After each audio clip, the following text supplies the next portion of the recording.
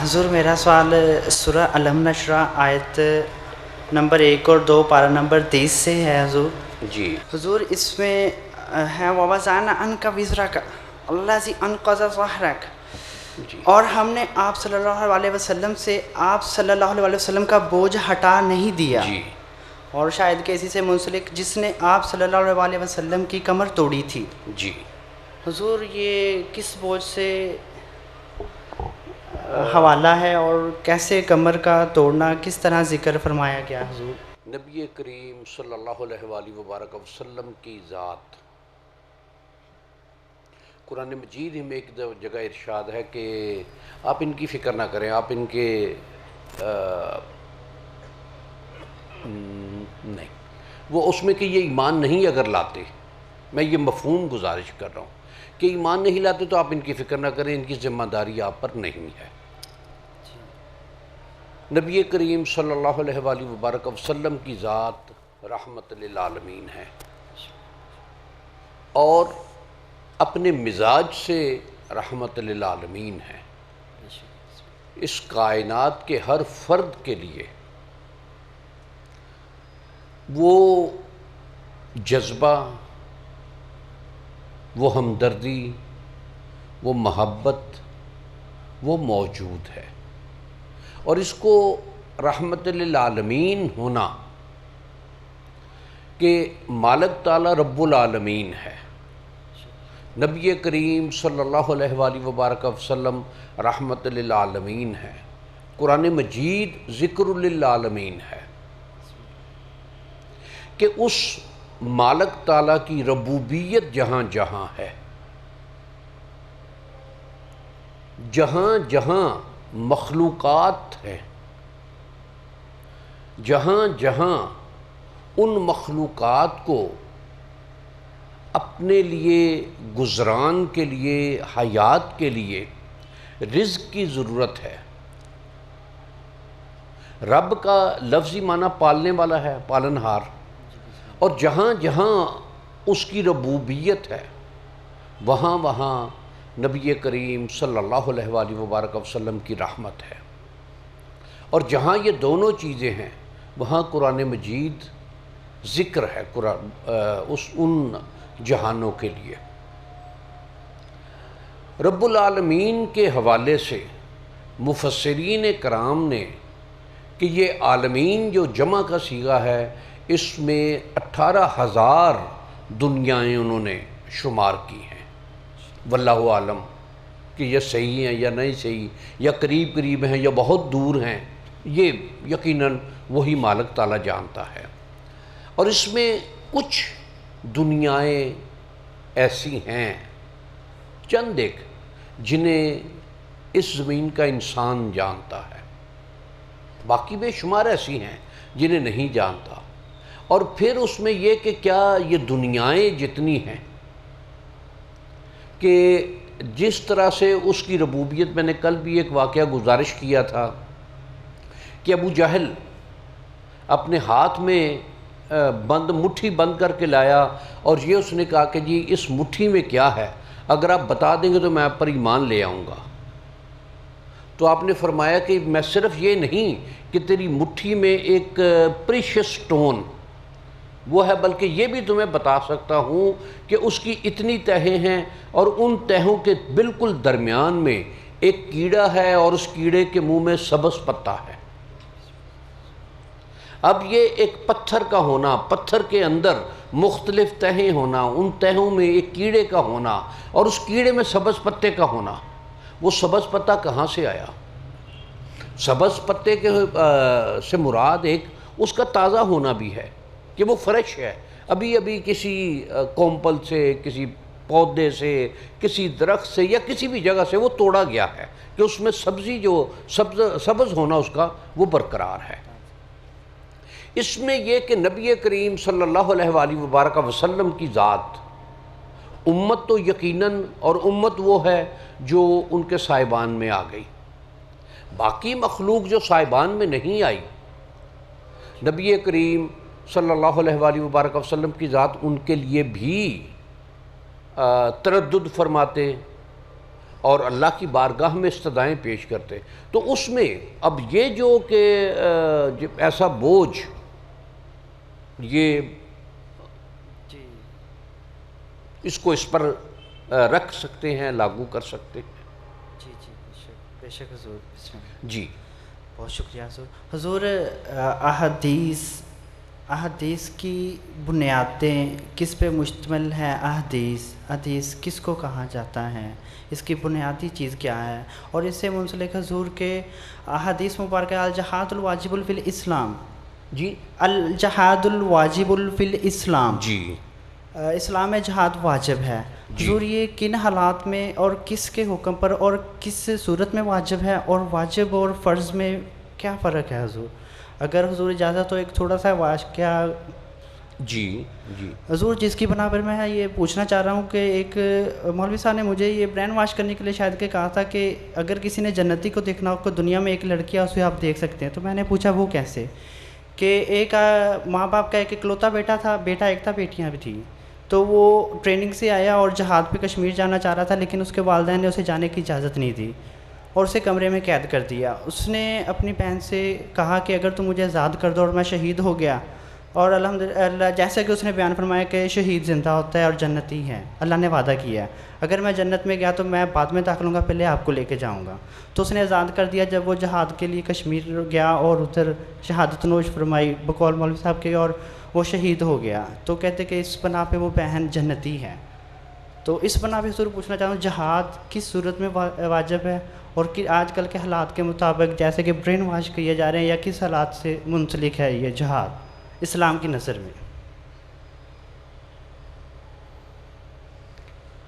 ہاں دیکھیے، حدیث سے مبارک نبی کریم صلی اللہ علیہ وآلہ وبارک وسلم کی ذات قرآن مجید میں جس طرح سے ہے کہ وما ینطق عن الہویٰ، کہ آپ اپنی مرضی سے گفتگو نہیں فرماتے.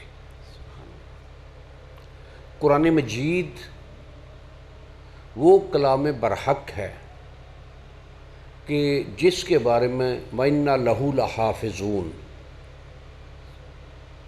کہ اس کی ذمہ داری ہماری ہے اور اس مالک تعالیٰ نے اس کو محفوظ رکھنے کی ذمہ داری لی ہے. اس کا محفوظ ہونا اگر کسی موقع پر پوری دنیا سے تمام قرآن مجید کہیں لامافرہ میں تلف کر دیے جائیں، کوئی ایک نسخہ بھی موجود نہ رہے، تو قرآن مجید پھر بھی اس کائنات میں رہے گا. کہ جو اس کا سینوں میں محفوظ ہونا ہے، اور قرآن مجید کا سینوں میں محفوظ ہونا یہ حافظ کا کمال نہیں ہے، یہ قرآن مجید کا اعجاز ہے. اور وہ بابرکت اس لیے ہے کہ اس قرآن نے اس کے سینے میں اپنا گھر کیا ہے، اپنا گھر بنایا ہے. 2 صفحے کسی کتاب کے حرفاً یاد کرنا ممکن نہیں ہوتا،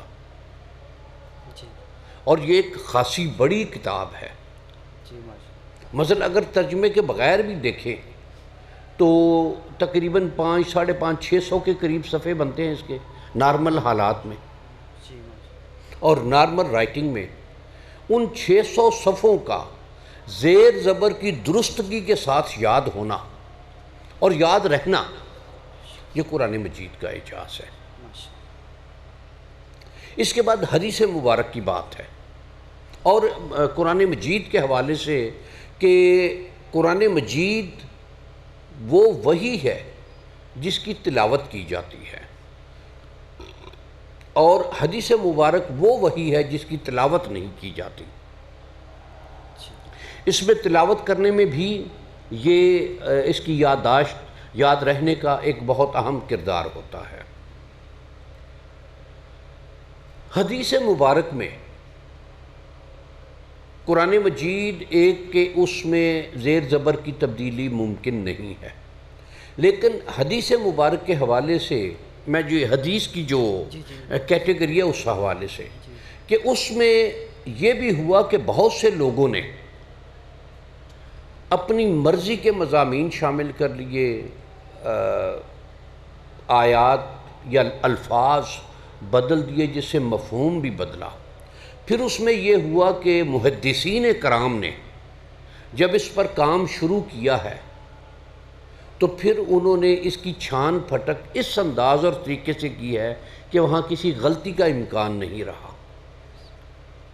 اس کے حوالے سے ایک باقاعدہ علم ایجاد ہوا کہ جس میں جتنے راوی ہیں ان کی شخصی کیفیات پوری ایک کتاب میں جمع کر دی گئی ہے، اور یہ ہزاروں کی تعداد میں راوی ہیں ان کے احادیث مبارکہ کے۔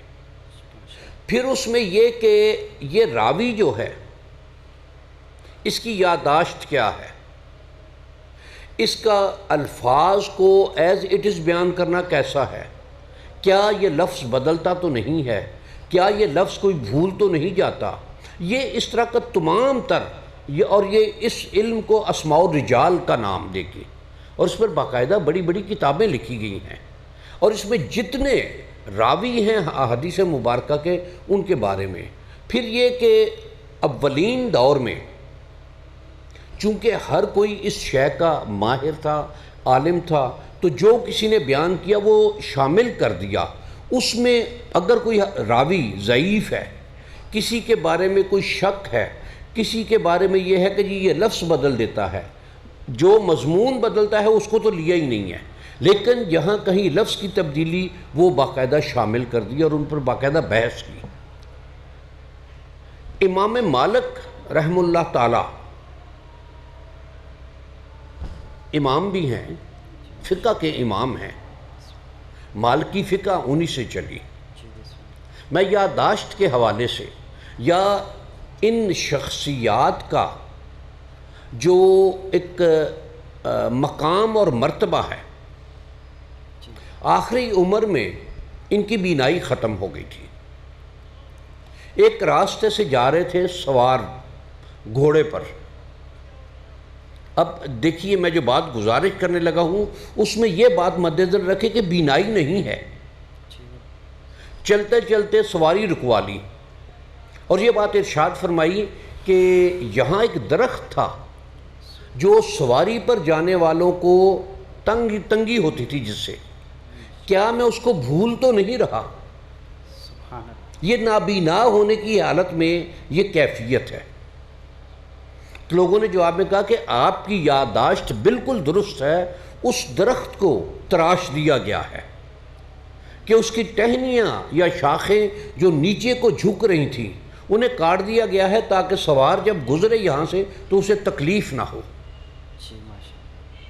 پھر امام ابو حنیفہ رحم اللہ تعالیٰ کا ایک واقعہ ہے کہ ایک حدیث کی، اور یہ وہ ذاتیں ہیں کہ جنہوں نے ایک ایک حدیث کی اس کی ویریفیکیشن کے لیے سینکڑوں میلوں کے سفر کیے، اور سینکڑوں میلوں کا سفر کرنا اس دور میں آپ اندازہ کر لیں کہ کتنی محنتیں اور مشقتیں کی انہوں نے۔ ایک لمبا سفر کر کے ایک جگہ پہنچے، اور جو مطلوب شخص تھا جب اس تک پہنچے تو دیکھا تو اس نے اپنی قمیض کی جھولی بنائی ہوئی اور بکری کو پچکار رہا تھا۔ اب یہ کہ بکری اس نے جھولی بنائی ہوئی ہے، شاید کوئی چارے کی چیز، بکری کے کھانے کی چیز اس میں رکھی ہوئی ہے۔ بکری قریب پہنچی تو اس قمیض اپنی کو چھوڑ کے بکری کو قابو کر لیا۔ امام ابو حنیفہ رحمہ اللہ تعالیٰ نے اس سے بات ہی نہیں کی، اس کی روایت کے بارے میں پوچھا ہی نہیں اس سے۔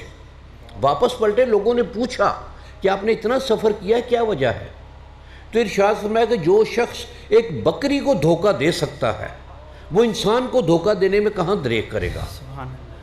یہ حدیث مبارک کے حوالے سے۔ لیکن اس میں ایک یہ بات بھی ہے کہ محدثین کرام نے ان ایسے لوگوں کو شامل کر دیا ہے ان کی۔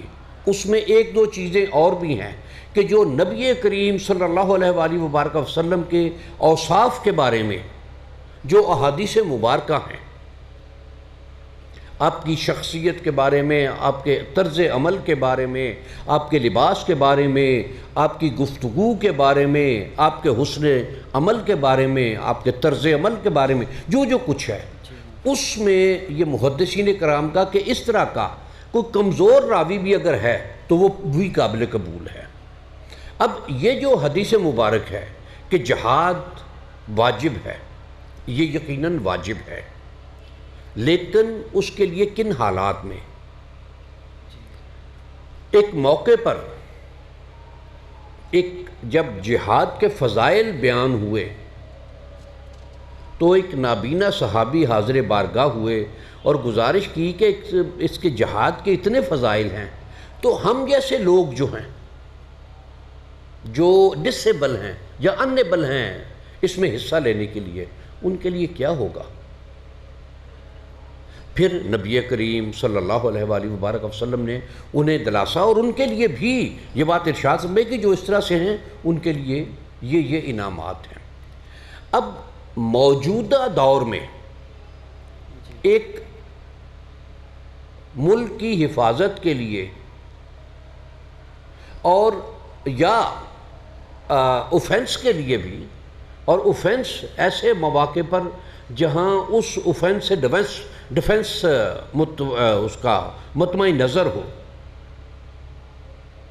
تو ایک باقاعدہ ہمارے ہاں ایک سسٹم ہے، حکومت ہے، ایک حکومتی باقاعدہ ادارہ ہے ایسا کہ جو اس کام کے لیے کہ کہاں ہمارے ملک کو اس بات کی ضرورت ہے کہ دشمن کے ساتھ جنگ کی جائے، کہاں ڈپلومیسی۔ اب موجودہ دور میں دیکھیے حالات بدلتے ہیں، احکامات بدلتے نہیں ہیں، لیکن ایک موقع پر حضرت معاذ بن جبل رضی اللہ تعالیٰ عنہ کو جب یمن کا گورنر مقرر فرمایا تو نبی کریم صلی اللہ علیہ وآلہ وبارک وسلم نے رخصت کے وقت ان سے ارشاد فرمایا کہ اے معاذ، فیصلے کیسے کرو گے لوگوں کے درمیان؟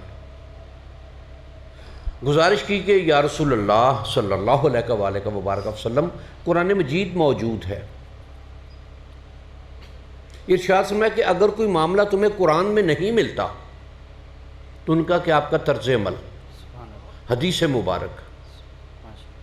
اور دیکھیے نبی کریم صلی اللہ علیہ وآلہ وبارک وسلم کی ذات ہے، آج کا دور بھی ان کے پیش نظر تھا کہ اگر قرآن اور حدیث دونوں میں کوئی شے نہیں ملتی پھر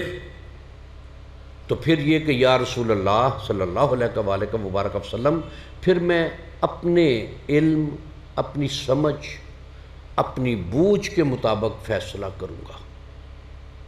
یہ شے ہے جو اجتہاد کے لیے کہ بعد میں کوئی ایسے معاملات، اب ضروری نہیں ہے کہ آج کے دور کے معاملات اس وقت ڈسکس ہوئے ہوں، آج کے دور میں جو مسائل درپیش آ رہے ہیں ان کو ان احکامات کی روشنی میں کس طرح آپ موجودہ حالات پر ان کو اپلائی کریں گے۔ ایک مسئلہ کہ نماز دن میں 5 اوقات میں فرض ہے، دن 24 گھنٹے کا ہے، اس زمین پر ایسی جگہیں بھی ہیں جہاں 6 مہینے سورج ہی نہیں نکلتا، 6 مہینے رات ہی نہیں ہوتی۔ اب یہ کیا، اور اس دور میں یہ مسئلہ نہیں تھا، اس دور میں ایسی جگہ علم میں نہیں تھی آئی، آج کے دور میں علم میں آ گئی ہے۔ اب وہ کیا 6 مہینے میں صرف 5 نمازیں پڑھیں گے اور اگلے 6 مہینے میں بھی 5 نمازیں؟ اور قرآن مجید کا یہ ارشاد ہے کہ ان الصلاۃ کانت علی المؤمنین کتابا موقوتا، یقیناً نماز اہل ایمان پر اوقات کے تعین کے ساتھ فرض کی گئی ہے۔ اب فجر کا وقت جو ہے وہ طلوع آفتاب سے ہے، مغرب کا وقت طلوع آفتاب، یعنی جتنے بھی نمازوں کے 5 نمازوں کے اوقات ہیں ان کا تعلق سورج کے ساتھ ہے۔ فجر سورج کے طلوع ہونے سے 1 گھنٹہ اور اتنے منٹ پہلے، جب سورج ڈھلنے پر آ جائے ظہر کا وقت شروع ہو گیا، جب سورج میں سایہ حنفی مسلک کے مطابق اپنی اصل پر پہنچ جائے تو عصر کا وقت ہو گیا، سورج غروب ہو تو مغرب کا وقت، سورج 1 گھنٹہ اور اتنے منٹ بعد غروب کے بعد عشاء کا وقت. اب جہاں سورج 6 مہینے غروب ہی نہیں ہو رہا وہاں کیسے کریں گے؟ حضور وہی مسئلہ کے جی مطابق وہی مسئلہ کے مطابق اپنی سمجھ سوجھ بوجھ مسئلہ اس میں اب دیکھیے اس کے لیے جو فقہائے کرام نے جو اصول بنایا ہے کہ اب ظاہر ہے کہ 6 مہینے میں تو 5 نمازیں نہیں ہوں گی، جی تو ان کا کہ جو ان کے قریب ترین علاقہ ہے جہاں دن رات 24 گھنٹے کا ہے وہ ان اوقات کو وہ فالو کریں گے. اب اسی طرح سے رمضان کے مہینے میں یورپ کے کچھ ممالک ایسے ہیں کہ جہاں افطاری کرتے ہیں اور ساتھ ہی سحری بھی ہوتی ہے، 22 گھنٹے کا روزہ ہوتا ہے. تو یہ چیزیں اب اس میں اسی طرح سے جہاد کے معاملات ہیں. ایک ہے جہاد ایک امیر کا ہونا، اور امیر جو ہے وہ تاریخ اسلام میں ہمیشہ وہ رہا جسے خلیفۃ المسلمین نے نامزد کیا اور پھر اعلان کیا کہ کون جہاد کے لیے جانا چاہ رہا ہے. حضرت عمر فاروق رضی اللہ تعالی عنہ نے ایک موقع پر یہ اعلان فرما دیا کہ جو کوئی جہاد کے لیے جائے وہ 4 ماہ سے زیادہ وہاں نہ رہے. After 4 months he must come back to home. اور یہ جو واپس آنا ہے یہ ایک میٹرمونیل ریلیشنز کے حوالے سے کہ اس سے زیادہ میں لفظ ایک کہ میاں بیوی کا جدا رہنا مناسب نہیں ہے. میں اس کو زیادہ تفصیل میں نہیں جاؤں گا، لیکن یہ بات ارشاد فرما دی کہ 4 مہینے سے زیادہ کوئی بھی، اور یہ ہوتا رہا ہے کہ جو لشکر جاتے رہے ہیں جہاد کے لیے اس میں پھر روٹیشن ہوتی تھی کہ 4 مہینے بعد جو گئے ہوئے ہیں ودن 4 months وہ واپس آئیں، اپنے گھر میں کچھ وقت گزاریں، پھر جانا چاہتے ہیں تو چلے جائیں. ایک یہ کیفیت ہے. پھر اس دور میں یہ بھی ایک معاملہ رہا ہے کہ جو مجاہدین جنگ کے لیے جاتے تھے مال غنیمت وہاں سے جو کچھ ملتا تھا وہ ان مجاہدین کا حصہ ہوتا تھا، اور ان کے لیے باقاعدہ فوج جب تک نہیں تھی تو پھر ان کے لیے صرف یہی بات تھی. پھر جب باقاعدہ فوج مقرر ہو گئی تو پھر اس میں یہ ہوتا تھا کہ اگر مزید کی ضرورت ہے تو پھر حکومت اعلان کرتی تھی کہ مزید لوگ چاہیے جہاد کے لیے، اور جب باقاعدہ فوج تھی تو انہیں باقاعدہ تنخواہیں ملتی تھی. ایک واقعہ کہ مصر جب فتح ہوا ہے تو یہ ایک ایگریکلچر لینڈ تھی اور وہاں قبطی لوگ اس کے ماہر تھے. مسلمانوں نے جب مصر کو فتح کر لیا، وہاں اپنا حکومت قائم کر لی، تو قبطی لوگ وہاں سے بھاگ گئے اور جو قابل کاشت زمینیں تھیں وہ بغیر نگرانی کے رہ گئی. اب بغیر نگرانی اگر کوئی نہیں ہے تو فصل نہیں ہو رہی.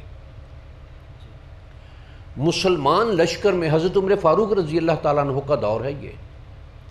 مسلمان یہ جب مشاورت ہوئی کہ یہ لوگ چلے گئے ہیں، کیا کیا جائے، زمینوں کو آباد کیسے رکھا جائے، ان سے فصل کیسے لی جائے، تو ایک مشاورت یا ایک مشورہ یہ آیا کہ یہ فوجیں زمینیں مسلمان فوجیوں میں تقسیم کر دی جائیں، اور اس معاشرے میں جہاں عصبیت اوپر تک تھی، بہت اوپر تھی. ہمارے یہاں بھی کہتے ہیں نا کہ مثلا جو زمیندارہ دیہاتی نظام جو ہے کہ اس میں ایک طبقاتی تفریق شاید اس سے 1000 گنا زیادہ تھی، لیکن اس مشاورت میں ایک ایسی شخصیت کہ جن کے بارے میں کہ لمبا قد، بے ڈول جسم، چپٹی ناک، بڑی بڑی آنکھیں، جن کو دیکھ کر ہیبت آتی تھی، اور انہیں حضرت عمر فاروق رضی اللہ تعالیٰ عنہ بھی سیدنا کہہ کے مخاطب کرتے تھے، اور وہ سیدنا بلال حبشی رضی اللہ تعالیٰ عنہ، انہوں نے اس موقع پر مشورہ دیا کہ یہ زمین مسلمانوں میں تقسیم نہ کی جائے، اور دلیل یہ دی کہ اگر یہ زمین مسلمانوں میں فوجیوں میں تقسیم کر دی گئی، مسلمانوں میں فوجیوں میں تقسیم کر دی گئی تو جہاد کا عمل رک جائے گا، مسلمانوں کی فتوحات کا سلسلہ رک جائے گا، تو یہ کام نہیں کرنا چاہیے۔ اور پھر اس دور میں ہے کہ وہ قبطی لوگ جو وہاں سے اپنے کام چھوڑ کر بھاگ کر چلے گئے تھے، انہیں واپس لایا گیا، اور پھر ایک جو بٹائی والا حصہ یا شیئرنگ والا کہ اس پر زمین کسی کی، محنت کسی کی، اور ان دونوں میں زمین کی جو برداشت ہے، جو زمین کی یافت ہے، ییلڈ ہے، اس کو ایک طے شدہ ریشو سے تقسیم کر لیا گیا۔ اب موجودہ دور میں اگر دیکھا جائے تو جو یہ برین واشنگ کرنا، یہ برین واشنگ میں آتا ہے، اس میں کسی پر پابندی نہیں تھی ہوتی، اعلان ہوتا تھا جس نے آنا ہے آ جائے۔ آج اس موضوع پر انٹرنیشنلی خاصا پریشر ہے کہ اس کو ان اناؤنسڈ وار کا نام دیا جاتا ہے، اور کہیں بھی اب جو انٹرنیشنل لاز ہیں ان میں ان اناؤنسڈ وار جو ہے وہ ایک جرم ہے، وہ جرم ملک کا جرم تصور ہوگی، فرد کا یا کسی ادارے کا جرم نہیں ہوگا، وہ اس ملک کا جرم ہوگا، اور اس کی سزا اس ملک کو دی جائے گی، اور وہ سزا جو ہے اس ملک کے تمام عوام کو ملے گی۔ آج کے دور میں اگر دیکھیں تو مثلا سینکشنز ہیں، پابندیاں لگا دی جاتی ہیں، تو وہ پھر کسی 1 2 10 20 100 50 ہزار کو نہیں ملتی سزا، وہ اس پورے ملک کے تمام عوام کو، وہ اس میں شامل ہیں نہیں ہیں، وہ اس کے سمپیتھائزر ہیں نہیں ہیں، وہ مسلمان ہیں یا غیر مسلم ہیں، ان کا کچھ بھی سٹیٹس ہے، وہ بوڑھے ہیں، بچے ہیں، جوان ہیں، ان سب کو اس کی سزا بھگتنا پڑتی ہے۔ اس حوالے سے یہ شے جو ہے اس کو موجودہ دور میں مجتہدین کو اس پر اجتہاد کرنا چاہیے کہ موجودہ دور میں یہ جو حکم ہے اس کو کیسے لے کر آگے چلا جائے، کہ اب وہ اتنی یہ تو نہیں ہے کہ جب اس طرح سے اس وقت میں ایک کہیں بھی یہ بات ہوئی، اور میں ایک بات اور مجھے یاد آ رہی ہے کہ جب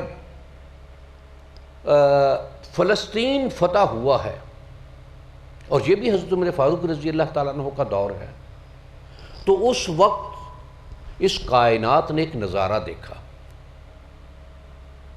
کہ فاتح امیر سپہ سالار نہیں ہے، سپہ سالار سے بھی اوپر ہے، فاتح امیر شہر میں داخل ہو رہا ہے، اور اس نے گھوڑے کی باگ پکڑی ہوئی ہے، اور گھوڑے پر اس کا غلام سوار ہے۔ وہ کیفیت اگر اسی طرح سے جہاد کے لیے یہ، تو پھر یہ کیفیت بھی ساتھ لائیں۔ اور پھر ایک دو چیزیں دیکھیے کہ جو اہمیت، اب جہاد واجب ہے، فرض نہیں ہے۔ واجب کا یہ ہے کہ اس کی کمپنسیشن ہے، واجبات جتنے ہیں، مثلا میں نماز، اگر اس کو میں وضاحت تھوڑی سی کر دوں کہ نماز کے حوالے سے، عشاء کی نماز آپ پڑھ رہے ہیں، دعائے قنوت واجب ہے،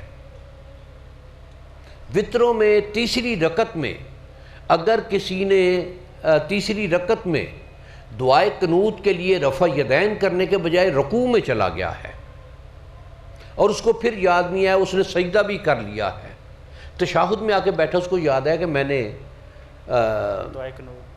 دعائے قنوت نہیں پڑھی، تو اس کے لیے اگر وہ سجدہ سہو کر لے گا تو نماز اس کی ہو جائے گی.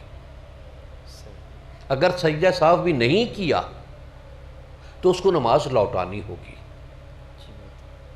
یہ واجب کی بات. فرض اگر کوئی رہ جائے تو نماز دوبارہ سے پڑھنی ہوگی. تشہد ہے درمیان کا 4 رکعت میں یا 3 رکعت میں، 2 رکعت کے بعد بیٹھنا ہے.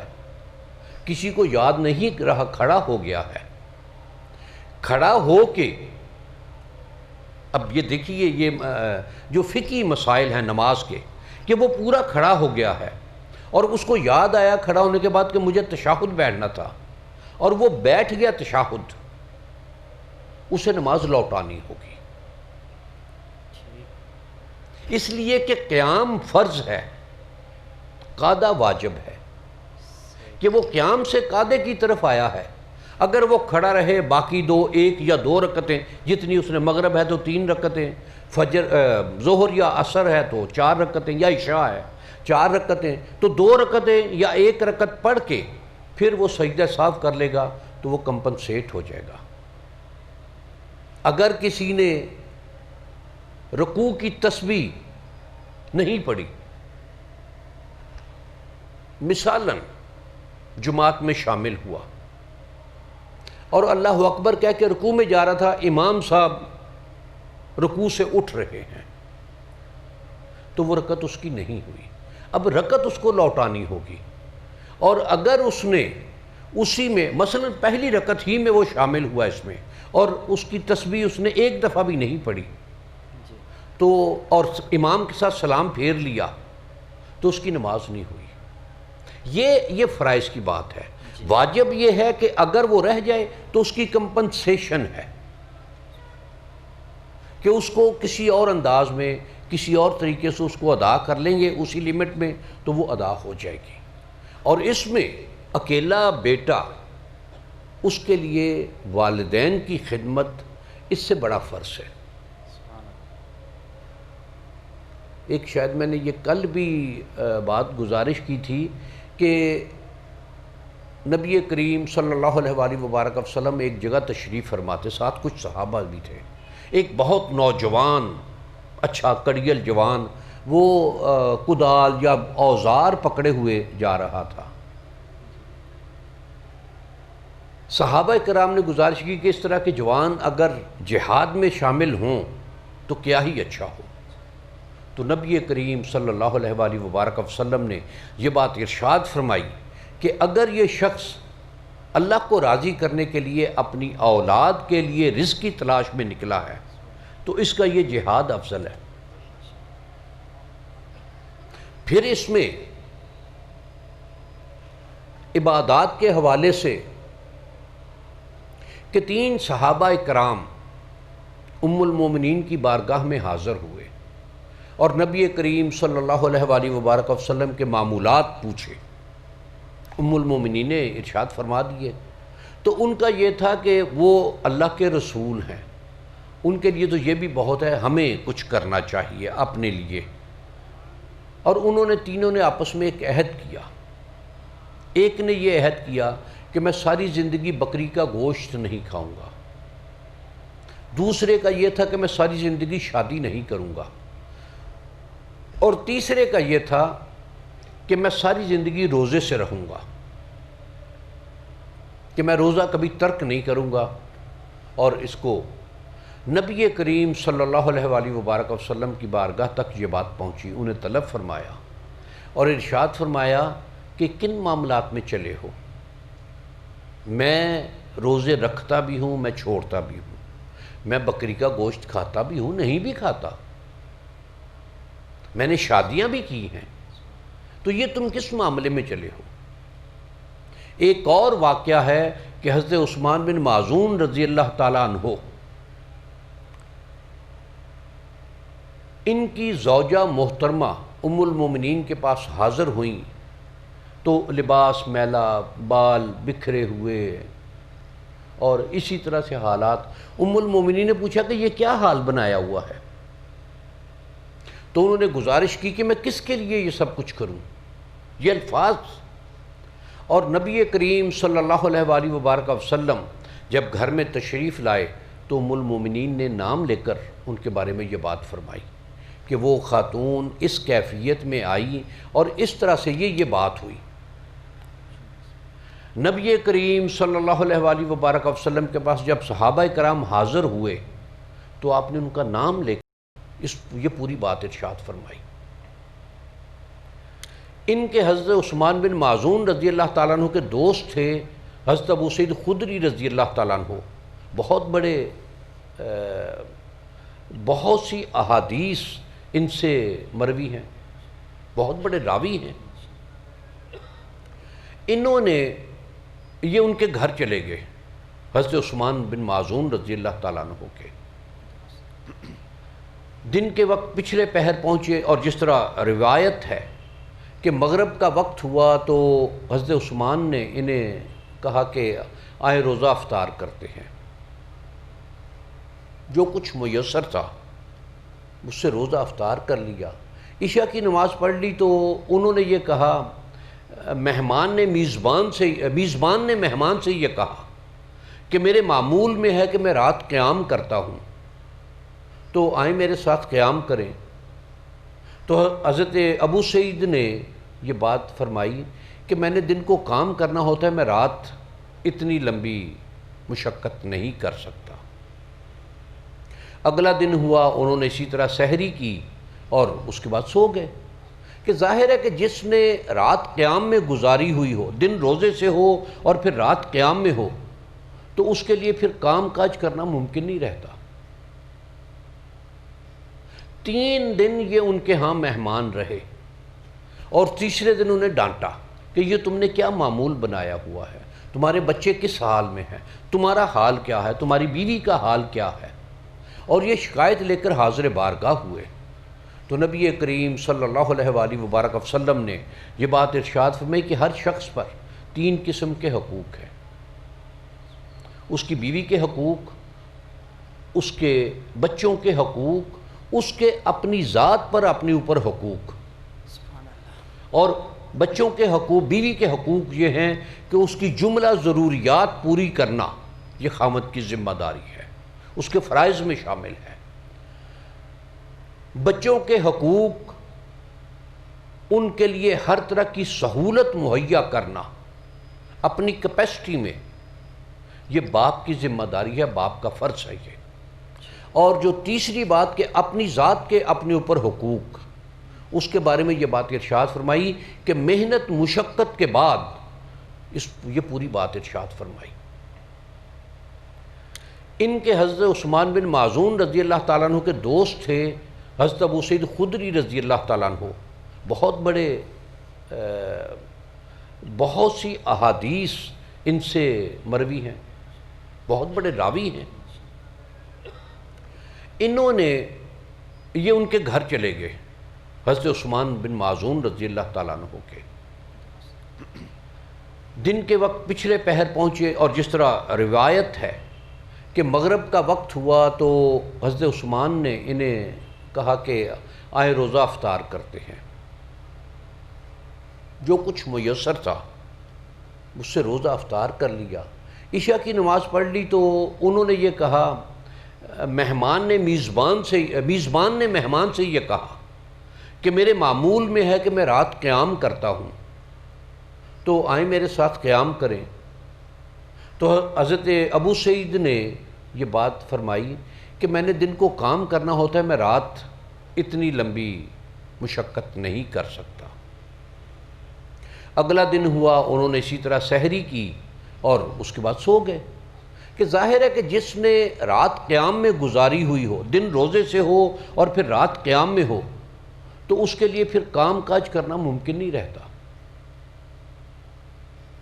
3 دن یہ ان کے ہاں مہمان رہے، اور تیسرے دن انہیں ڈانٹا کہ یہ تم نے کیا معمول بنایا ہوا ہے، تمہارے بچے کس حال میں ہیں، تمہارا حال کیا ہے، تمہاری بیوی کا حال کیا ہے، اور یہ شکایت لے کر حاضر بارگاہ ہوئے۔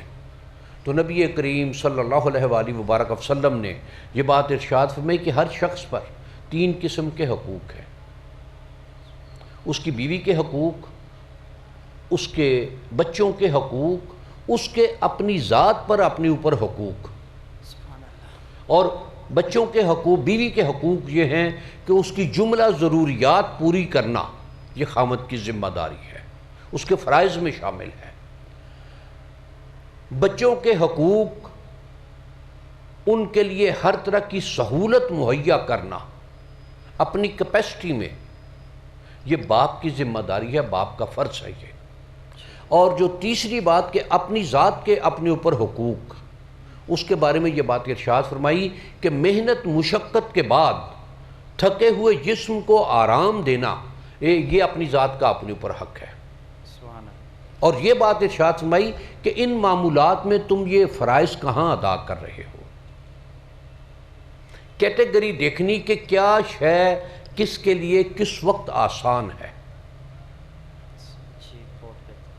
اب نماز کے لیے کہ نماز کا وقت ہے اور کھانا اگر لگا ہوا ہے تو پھر پہلے کھانا کھائے بعد میں نماز پڑھے۔ نماز سے بڑھ کر کوئی فرض تو نہیں ہے، لیکن اس کے لیے بھی یہ حکم ہے۔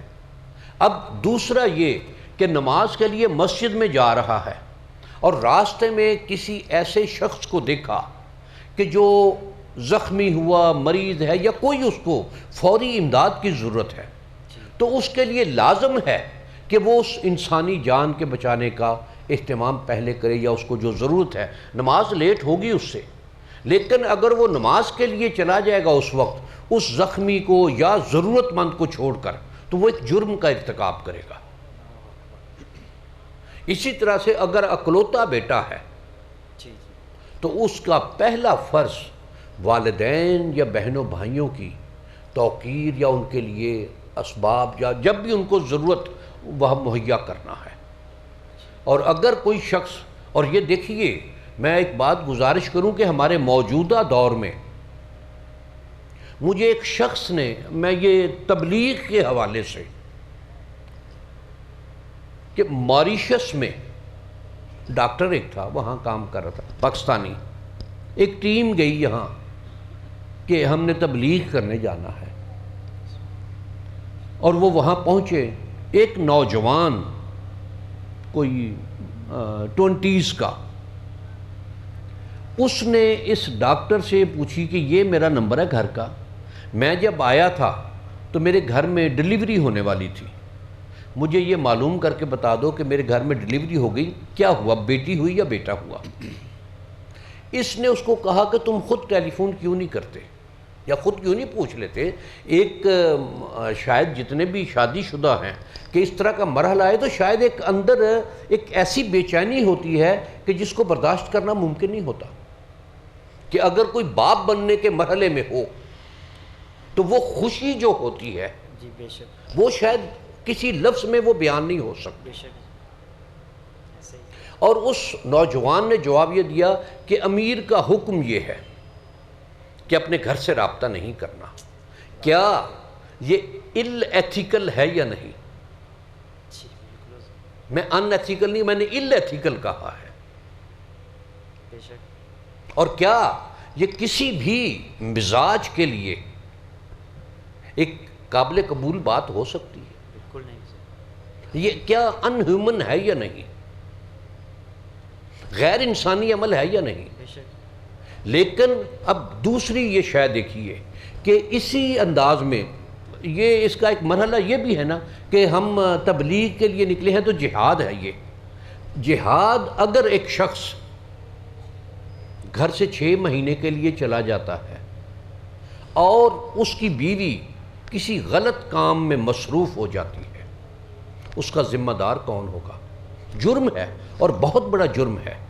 کیا وہ خامد ذمہ دار نہیں ہوگا کہ جو اپنے فرض کو چھوڑ کر اور کسی اور طرف نکل گیا؟ یا اس کے بچے کہ اس معاشرے کا، اچھے معاشرے کا ایک فرد بننے کے بجائے یا ایک معاشرے کا اچھا فرد بننے کے بجائے اور طرف نکل جاتے ہیں، تو کیا وہ باپ ذمہ دار ہوگا یا نہیں؟ اب فرائض کے حوالے سے اسے کیا پرائرٹیز اس کی کیا ہیں؟ اولاد کی تربیت یا یہ کام؟ جی بالکل پہلے وہ۔ اور اگر اس کے 4 بچے ہیں اور چاروں ہی باپ کی غیر موجودگی کی وجہ سے جرائم میں چلے جاتے ہیں، نشے میں چلے جاتے ہیں، پڑھتے نہیں ہیں اور کوئی اس طرح کی بات میں، تو ان کے اس جرائم میں جتنے بھی یہ ہوں گے وہ باپ ان بچوں سے زیادہ ذمہ دار ہوگا۔ اور دین اسلام نے پرائرٹیز مقرر کی ہوئی ہیں کہ یہ تمہارے اوپر فرائض ہیں، ان میں کوئی کمپرومائز نہیں ہے۔ نماز، روزہ، زکوٰۃ، حج 4 ہیں۔ اب اس میں بھی کہ نماز اس میں کسی حال میں رخصت نہیں ہے، لیکن مجبوری یا معذوری میں اس کا طریقہ کار بدل جائے گا۔ روزہ ہے، اس میں مجبوری یا معذوری ہے کہ جس طرح قرآن مجید میں کہ وہ بیمار ہوا یا سفر میں ہے تو دوسرے دنوں میں اس کی فَعِدَّةٌ مِّنْ أَيَّامٍ الْأُخَرِ کہ دوسرے دنوں میں اس کی گنتی پوری کر لے، کہ وہ 10 دن بیمار رہا اور وہ روزہ نہیں رکھ سکا، عید کے بعد وہ کسی بھی وقت میں اگلے روزے آنے تک وہ 10 روزے قضا ادا کرے۔ حج ہے یا زکوٰۃ ہے، اب ان دونوں میں یہ ڈپینڈ کرتے ہیں مالی آسودگی پر۔ حج کے لیے کہ جس کے پاس راستے کی استطاعت ہے اس پر حج فرض ہو گیا، اور جس نے اس حالت میں بھی نہیں کیا تو جس طرح نبی کریم صلی اللہ علیہ وآلہ وبارک وسلم کا ارشاد ہے کہ جس پر حج فرض ہوا اور اس نے نہیں کیا تو وہ یہودی ہو کر مرے یا نصرانی ہو کر۔ یہ فرضیت۔ اور اگر کوئی اپنی پوری زندگی میں حج کے لیے مالی طور پر اس کی استطاعت نہیں رہی اور وہ بغیر حج کے مر گیا تو اس پر گناہ کوئی نہیں ہے۔ اسی طرح زکوٰۃ ہے کہ جو کوئی صاحب نصاب ہے اس کے لیے ادا کرنا فرض ہے، جو صاحب نصاب نہیں ہے اس پر گناہ کوئی نہیں ہے کہ وہ نہیں خرچ کر رہا، اس پر فرض ہی اس وقت ہوگی جب وہ صاحب نصاب ہوگا۔ تو یہ چیزیں اس میں، اب پھر اس کے بعد باقی چیزیں آتی ہیں اور ان میں پرائرٹیز کیا ہیں، ان پرائرٹیز پر جانا۔ جس کے پاس سہولت ہے وہ جہاد کے لیے جا سکتا ہے، فوج میں شامل ہو۔ پھر جب حکومت کو، ملک کو، قانون کو ضرورت پڑے، میں قانون کا بھی تذکرہ کیا اس میں کہ وہ اندرونی طور پر ہو یا بیرونی طور پر، اس میں پھر اگر اس کی موت واقع ہوتی ہے تو وہ ایک شہید کی موت ہے۔ اس میں ایک اور سورس بھی ہے، وہ بھی اداروں کا ہی ہے کہ جو جاسوس بنا کے بھیجے جاتے ہیں، اور ان کا جہاد شاید اس جہاد سے زیادہ بڑا جہاد ہوتا ہے، لیکن وہ ایک دائرے میں، ایک قانون میں۔ اب یہ نہیں ہے کہ کسی 5-6 بہنوں کا اکلوتا بھائی ہو، والدین کا اکلوتا بیٹا ہو، اور یقیناً اس کے لیے یہ کہ یہ بڑھاپے میں آ کے سہارا بنے گا ہمارا، اور اس کو اس طرح سے، تو یہ پھر اور اس کے لیے پرائرٹیز پھر بات آئے گی۔ اور کسی بھی حکومت کے علاوہ شخص کو اس بات کی، یا یہ ہے کہ کوئی وہ جو اولی الامر ہیں کسی کے، ان میں ایک آج دوپہر کو بیعت کے حوالے سے بات ہوئی، بیعت کی نبی کریم صلی اللہ علیہ وآلہ وبارک وسلم سے مختلف انداز اور طریقے ملتے ہیں۔ ایک بیعت کا طریقہ جو بیعت ایمانیات ہے، اس کا ایک جو کہ سماعت اور اطاعت، ذرا سیدھے ہو کے بیٹھیے، کہ جو سنا اور اس کو مان لیا، اس میں چونکہ چنانچہ نہیں ہے، اگر مگر نہیں ہے، کہ نماز کی فرضیت کا حکم آیا تو اس میں نہیں کہ چونکہ یہ بات ہے تو اس طرح، اگر یہ بات ہو تو پھر نہیں، اس کو کرنا ہے۔ یہ سماعت اور اطاعت کی بات ہے۔ دوسری ایک، میں 2 صرف تذکرہ کروں گا، دوسری ہے تلقین و ارشاد۔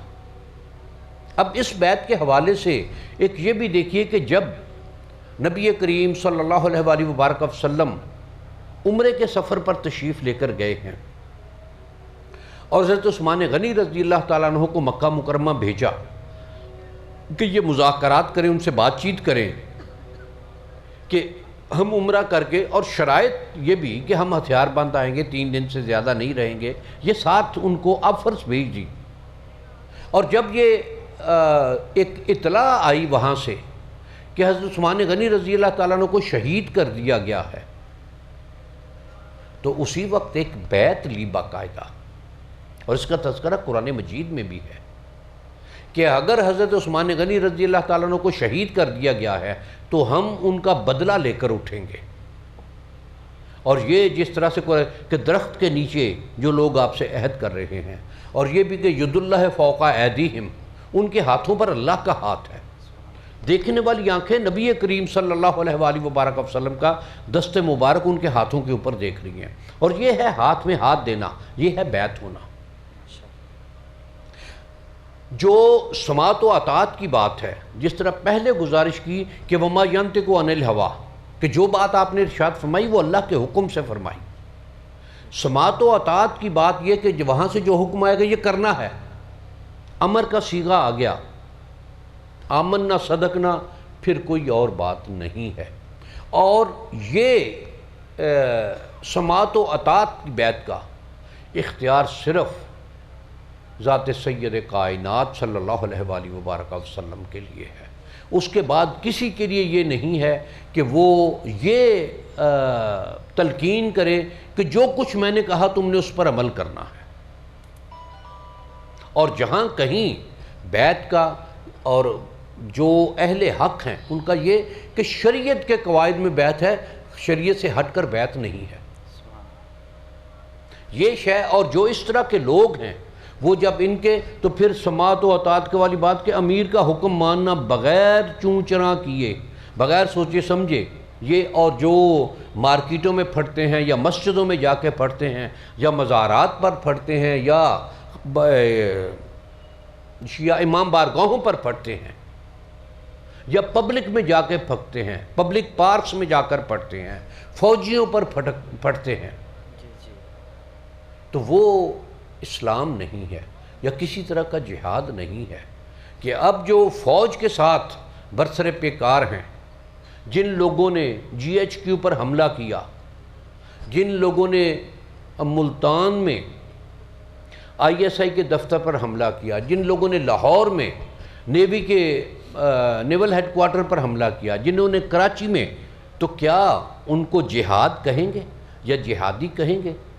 گھروں سے تو یہ جہاد کے لیے نکلے ہوئے ہیں اور اسی کیفیت میں نکلے ہوئے ہیں۔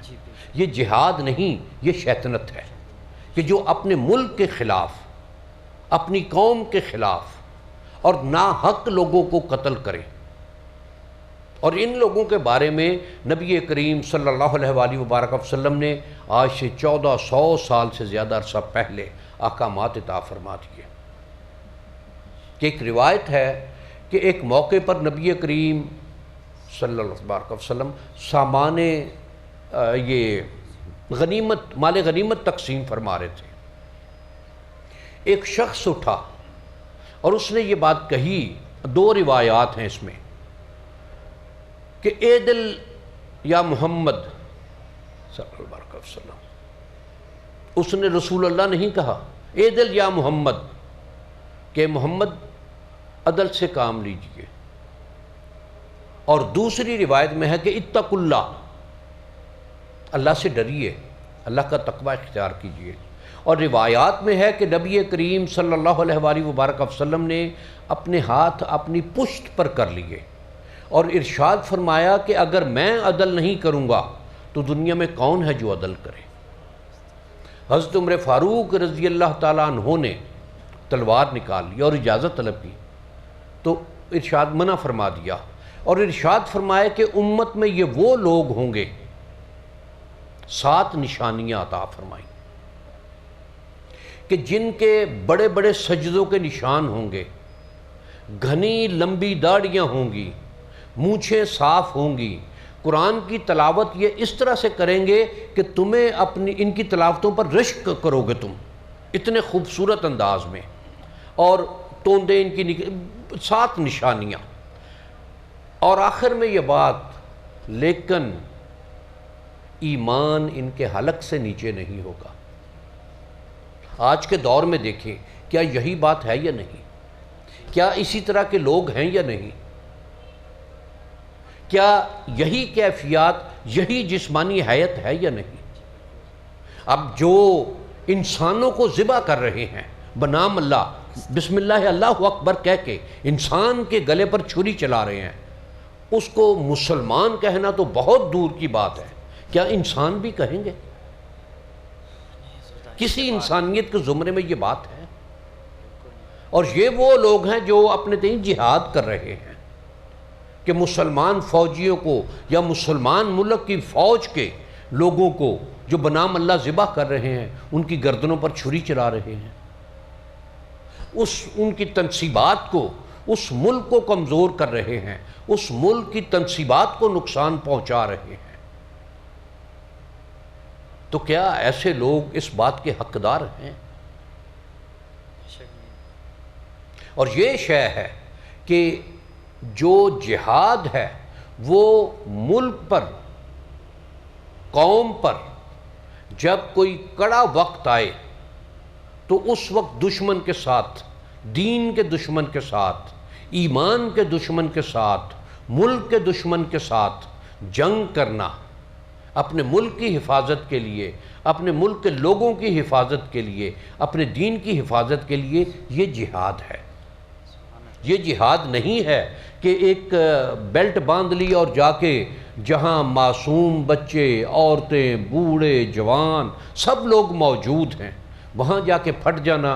اور یہ بھی ایک ارشاد ہے کہ امت پر ایک وقت وہ آئے گا کہ جب قاتل کو یہ پتہ نہیں ہوگا کہ وہ اسے مقتول کو قتل کیوں کر رہا ہے، اور نہ ہی مقتول کو یہ پتہ ہوگا کہ وہ کیوں قتل کیا جا رہا ہے۔ اور کیا یہ وہی چیزیں ہیں یا نہیں؟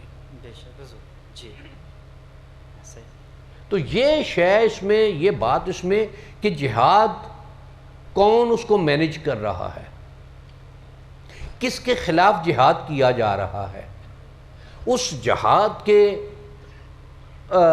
ماٹو کیا ہے، اس جہاد کا رزلٹ کیا نکلے گا۔